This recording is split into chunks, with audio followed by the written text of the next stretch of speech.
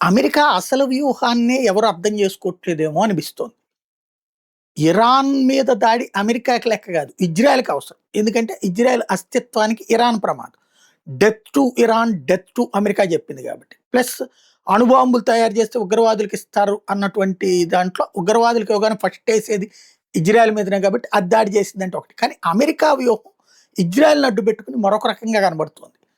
ఏంటయ్యా అంటే నంబర్ 1 వచ్చేటప్పటికి ఇరాన్ ని గనక ఆక్రమించుకోగలిగితే హార్ముజ్ జలసంధి దగ్గర ప్లేసు అమెరికా చేతిలోకొచ్చేస్తది.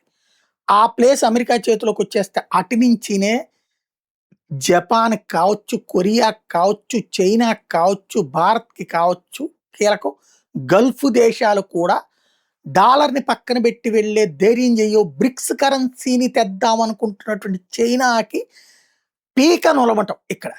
భారత్ మీదను కూడా పెత్తనం చేయటం. అంటే అమెరికా తర్వాత సెకండ్ ప్లేస్‌లో ఉన్న చైనా, ఫోర్త్ ప్లేస్‌లో ఉండి థర్డ్ ప్లేస్‌కొస్తున్నటువంటి ఇండియాల మీద కూడా కంట్రోల్‌కి హార్ముజ్ జలసంధిని తన అదుపులో పెట్టుకోవాలని చూస్తున్నది అమెరికా. అందుకోసమనినే యుద్ధం ద్వారా సాధ్యమవుతుందని ప్రయత్నించింది, ఫెయిల్ అయ్యింది. కనీసం చర్చల ద్వారా హార్ముజ్ జలసంధి నాకు వదిలేసేయి అని అడుగుతోంది. ఇరాన్ డబ్బుల రీత్యా వద్దంటోంది. కానీ అమెరికా ఈ వైఖరి కనుక ఇరాన్‌కి చెప్తే చైనా కారణంగా అది ఆగచ్చు. ఇది ఈ 3 పాయింట్లు ప్రధానంగా కనబడుతున్నాయి.